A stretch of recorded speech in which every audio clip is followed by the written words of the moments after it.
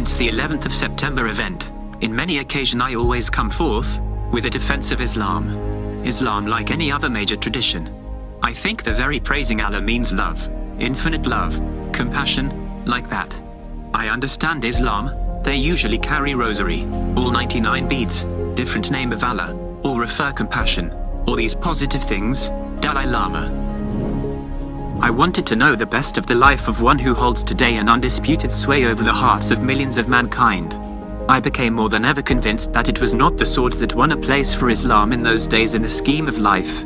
It was the rigid simplicity, the utter self-effacement of the Prophet, the scrupulous regard for pledges, his intense devotion to his friends and followers, his intrepidity, his fearlessness, his absolute trust in God and in his own mission. Mahatma Gandhi.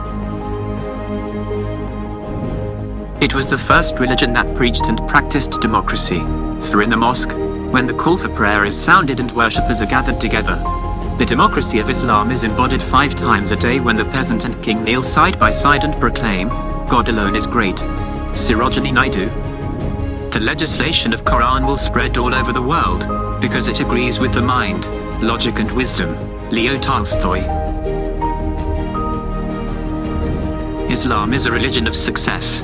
Unlike Christianity, which has as its main image, in the West at least, a man dying in a devastating, disgraceful, helpless death. Muhammad was not an apparent failure. He was a dazzling success, politically as well as spiritually, and Islam went from strength to strength to strength. Karen Armstrong. The lies, Western slander, which well-meaning zeal has heaped round this man, Muhammad, are disgraceful to ourselves only. Thomas Carlyle. In their wars of conquest, however, the Muslims exhibited a degree of toleration which puts many Christian nations to shame. Edward Alexander. Muhammad was the soul of kindness and his influence was felt and never forgotten by those around him. D.C. Sharma.